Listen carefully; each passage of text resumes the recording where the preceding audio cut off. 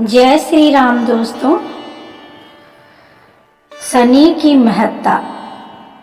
एक समय स्वर्ग लोक में सबसे बड़ा कौन के प्रश्न को लेकर सभी देवताओं में वाद विवाद प्रारंभ हुआ और फिर परस्पर भयंकर युद्ध की स्थिति बन गई। सभी देवता देवराज इंद्र के पास पहुंचे और बोले, हे देवराज, आपको निर्णय करना होगा कि 9 ग्रहों में सबसे बड़ा कौन है। देवताओं का प्रश्न सुनकर देवराज इंद्र उलझन में पड़ गए और कुछ देर सोचकर बोले, हे देवगणों, मैं इस प्रश्न का उत्तर देने में असमर्थ हूँ। पृथ्वी लोक में उज्जैनी नगरी में राजा विक्रमादित्य का राज्य है। हम राजा विक्रमादित्य के पास चलते हैं क्योंकि वह न्याय करने में अत्यंत लोकप्रिय हैं। उनके सिंहासन में अवश्य ही कोई जादू है कि उस पर बैठकर राजा विक्रमादित्य दूध का दूध और पानी का पानी अलग करने का न्याय करते हैं।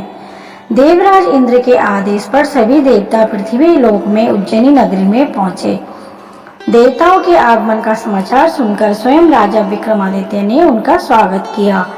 महल में पहुंचकर जब देवताओं ने उनसे अपना प्रश्न पूछा तो राजा विक्रमादित्य भी कुछ देर के लिए परेशान हो उठे, क्योंकि सभी देवता अपनी अपनी शक्तियों के कारण महाशक्तिशाली थे। किसी को भी छोटा या बड़ा कह देने से उनके क्रोध का प्रकोप से भयंकर हानि हो सकती थी। तभी राजा विक्रमादित्य को एक उपाय सूझा और उन्होंने विभिन्न धातुओं स्वर्ण, रजत, कांसा, तांबा, सीसा, रागा, जस्ता, अभ्रक व लोहे के 9 आसन बनवाए।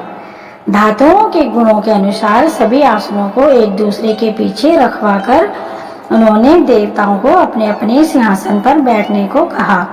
सब देवताओं के बैठने के बाद राजा विक्रमादित्य ने कहा कि आपका निर्णय तो स्वयं हो गया। जो सबसे पहले सिंहासन पर विराजमान है वही सबसे बड़ा है। राजा विक्रमादित्य के निर्णय को सुनकर शनि देवता सबसे पीछे आसन पर बैठने के कारण अपने को छोटा जानकर क्रोधित होकर कहा, राजन, तुमने मुझे सबसे पीछे बैठाकर मेरा अपमान किया है। तुम मेरी शक्तियों से परिचित नहीं हो। मैं तुम्हारा सर्वनाश कर दूंगा। सूर्य एक राशि पर 1 महीने, चंद्रमा 2.25 दिन, मंगल 1.5 महीने, बुध और शुक्र 1 महीने, बृहस्पति 13 महीने रहते हैं, लेकिन मैं किसी राशि पर 7.5 वर्ष रहता हूँ। बड़े बड़े देवताओं को मैंने अपने प्रकोप से पीड़ित किया है। राम को 7.5 के कारण ही वन में जाकर रहना पड़ा और रावण को 7.5 के कारण ही युद्ध में मृत्यु का शिकार बनना पड़ा। उसके वंश का सर्वनाश हो गया। राजा, अब तू भी मेरे प्रकोप से नहीं बच सकेगा। राजा विक्रमादित्य शनि देवता के प्रकोप से थोड़ा भयभीत तो हुए, लेकिन उन्होंने मन में विचार किया कि मेरे भाग्य में जो लिखा होगा ज्यादा से ज्यादा वही तो होगा। फिर शनि के प्रकोप से भयभीत होने की क्या आवश्यकता है। उसके बाद अन्य ग्रहों के देवता तो प्रसन्नता के साथ वहां से चले गए, लेकिन शनिदेव बड़े क्रोध के साथ वहां से विदा हुए। राजा विक्रमादित्य पहले की तरह ही न्याय करते रहे। उनके राज्य में सभी स्त्री पुरुष बहुत आनंद से जीवन यापन कर रहे थे। कुछ दिन ही बीत गए। उधर शनिदेव अपने अपमान को भूले नहीं थे। विक्रमादित्य से बदला लेने के लिए एक दिन शनिदेव ने घोड़े के व्यापारी का रूप धारण किया और बहुत से घोड़ों के साथ उज्जैनी नगर पहुंचे। राजा विक्रमादित्य ने राज्य में किसी घोड़े के व्यापारी के आने का समाचार सुना तो अपने अश्वपाल को कुछ घोड़े खरीदने के लिए भेजा। अश्वपाल ने वहां जाकर घोड़ों को देखा तो बहुत खुश हुआ, लेकिन घोड़ों का मूल्य सुनकर उसे बहुत हैरानी हुई। घोड़े बहुत कीमती थे। अश्वपाल ने जब वापस लौटकर इस संबंध में बताया तो राजा स्वयं आकर एक सुंदर व शक्तिशाली घोड़े को पसंद किया। घोड़े की चाल देखने के लिए राजा उस घोड़े पर सवार हुआ तो वह घोड़ा बिजली की गति से दौड़ पड़ा। तेजी से दौड़ता हुआ घोड़ा राजा को दूर एक जंगल में ले गया और फिर राजा को वहां गिराकर जंगल में कहीं गायब हो गया। राजा अपने नगर को लौटने के लिए जंगल में भटकने लगा, लेकिन उसे लौटने का कोई रास्ता नहीं मिला। राजा को भूख प्यास लग आई। बहुत घूमने पर उसे एक चरवाहा मिला। राजा ने उससे पानी मांगा। पानी पीकर राजा ने उस चरवाहे को अपनी अंगूठी दे दी। फिर उससे रास्ता पूछकर वह जंगल से बाहर निकलकर पास के नगर में पहुंचा। राजा ने एक सेठ की दुकान पर बैठकर कुछ देर आराम किया। उस सेठ ने राजा से बातचीत की तो राजा ने उसे बताया कि मैं उज्जैनी से आया हूँ। राजा की कुछ देर दुकान पर बैठने से सेठ जी की बहुत बिक्री हुई तो सेठ जी ने राजा को बहुत भाग्यवान समझा और उसे अपने घर भोजन के लिए ले गया। सेठ के घर में सोने के एक हार खूंटी पर लटका हुआ था। राजा को उस कमरे में अकेला छोड़कर सेठ कुछ देर के लिए बाहर गया। तभी एक आश्चर्यजनक घटना घटी। राजा के देखते देखते सोने के उस हार को खूंटी निकल गई। सेठ ने कमरे में लौटकर देखा तो हार गायब था। तो चोरी का संदेह राजा पर ही किया क्योंकि उस कमरे में राजा ही अकेला बैठा था। सेठ ने अपने नौकरों से कहा कि इस परदेसी की रस्सियों से बांधकर नगर के राजा के पास ले चलो।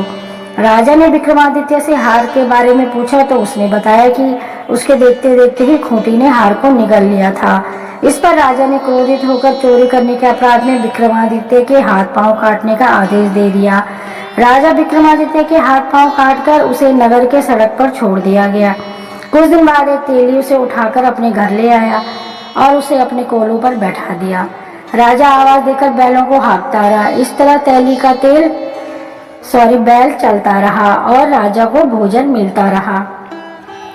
शनि के प्रकोप की 7.5 पूरी होने पर वर्षा ऋतु प्रारंभ हुई।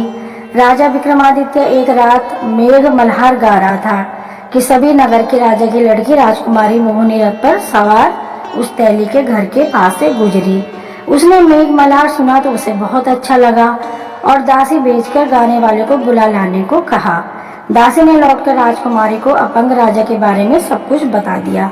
राजकुमारी उसके मेघ मल्हार पर बहुत मोहित हुई, अतः उसने सब कुछ जानकर भी अपंग राजा से विवाह करने का निश्चय कर लिया। राजकुमारी ने अपने माता पिता से जब यह बात कही तो वो हैरान रह गए। राजा को लगा कि उसकी बेटी पागल हो गई है। राजा ने मोहिनी को समझाया कि बेटी तेरे भाग्य में किसी राजा की रानी होना लिखा है, फिर तू उस अपंग से विवाह करके अपने पांव पर कुल्हाड़ी क्यों मार रही है।